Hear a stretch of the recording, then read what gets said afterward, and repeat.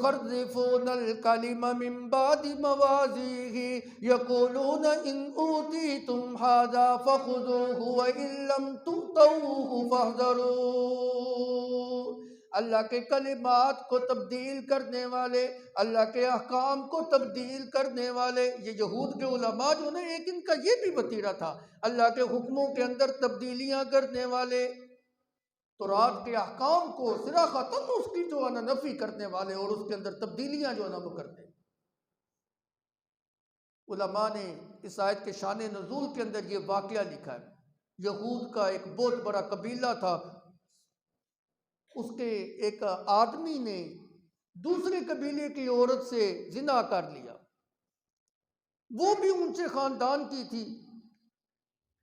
اب تورات مقدس کے اندر تو ان کی سزا جو ہے نا یہ تھی کہ ان دونوں کو رجم کیا جائے گا، لیکن اونچے خاندان کے ساتھ اس کا تعلق تھا۔ اب اونچے خاندان کے افراد ایسا کام کریں، اگر ان کو سر عام رجم کیا جاتا تو خاندانوں کی جو ہے نا وہ بےزتی تھی۔ اپنا ناک بچانے کے لیے، اپنے آپ کو بےزتی سے بچانے کے لیے آپس میں مشورہ کرنے لگے کیا کریں، اگر سنسار کرتے ہیں تو ہمارا ناک جو ہے نا وہ کٹتا ہے جی، ہمارے قبیلے کی بےزتی ہوتی ہے۔ کسی نے کہا شریعت محمدی کے اندر بڑی نرمی ہے، محمد صلی اللہ علیہ وسلم اس کے پاس جاؤ، شاید تمہارے لیے کوئی نرمی کا پہلو جو ہے نا وہ نکل آئے۔ اب آپس میں جو ہے نا مشورہ کرنے ہیں، اگر ہمارے خلاف بات ہو گئی، فیصلہ اگر ہمارے خلاف ہو گیا تو پھر کیا کریں گے؟ مشورے کے اندر یہ طے ہوا کہ اگر محمد نے صلی اللہ علیہ وسلم ہمارے خلاف فیصلہ دے دیا پھر نہیں مانیں گے، اگر ہمارے حق میں فیصلہ ہو گیا تو پھر قبول کر لیں گے۔ اللہ رب العزت نے بذریعہ وحی آپ کو بتلا دیا، آ رہے ہیں تیرے پاس میرا پیغمبر فیصلہ لے کر۔ یقولون ان اوتیتم ھذا فخذوہ وان لم تؤتوہ فاحذروا۔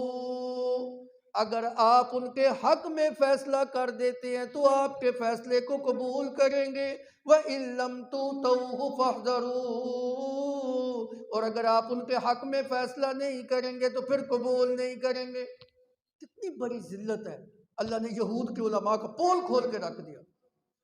جبریل امین کو اللہ رب العزت نے بھیج کے اللہ رب العزت نے یہ آیتیں نازل فرما دی، اپنے پیغمبر صلی اللہ علیہ وسلم کو آگاہ فرما دیا۔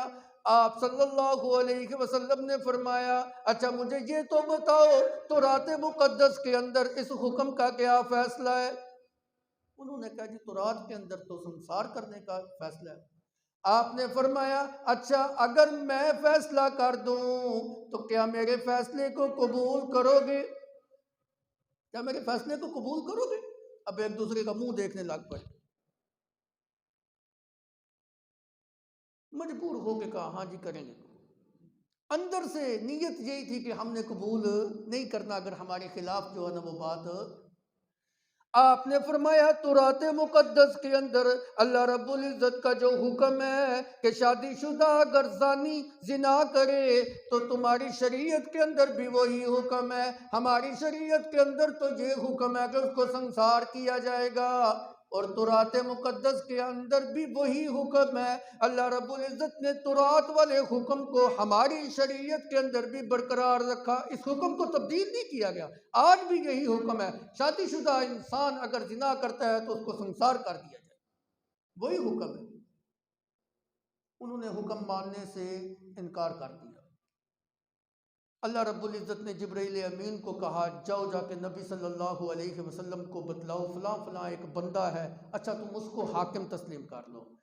جبرائیل امین نبی صلی اللہ علیہ وسلم کے پاس آ جاتے ہیں، یا رسول اللہ اللہ کا حکم یہ ہے یہود کا ایک بہت بڑا عالم خیبر کے مقام کے اوپر رہتا ہے، آنکھ بھی اس کی خراب ہے، رنگ بھی اس کا سفید ہے، اونچا لمبا اس کا قد ہے، بہت بڑا عالم ہے، آپ اس کو حکم بنا دیجئے۔ نبی صلی اللہ علیہ وسلم نے فرمایا او یہود کے گروہ، او یہود کے لوگوں، اگر تم میری بات نہیں مانتے، آؤ میں تمہارے عالم کو حکم بنا دیتا ہوں، اس کے فیصلے کو مانو گے کہ نہیں مانو گے؟ مجھے بتاؤ تمہارا اس کے بارے میں کیا خیال ہے؟ وہ جو خیبر کے مقام کے اوپر سفید رنگ والا ایک آنکھ والا خراب جس کی ایک آنکھ ہے، کیسا تم اس کو جانتے ہو؟ یہودی کہنے لگ پڑے وہ تو ہم میں بہت بڑا عالم ہے، روئے زمین کے اوپر اس سے بڑا عالم کوئی نہیں۔ نام تھا اس کا ابن سوریہ۔ آپ نے فرمایا میں اس کو حکم بناتا ہوں، اس کا فیصلہ مانتے ہو؟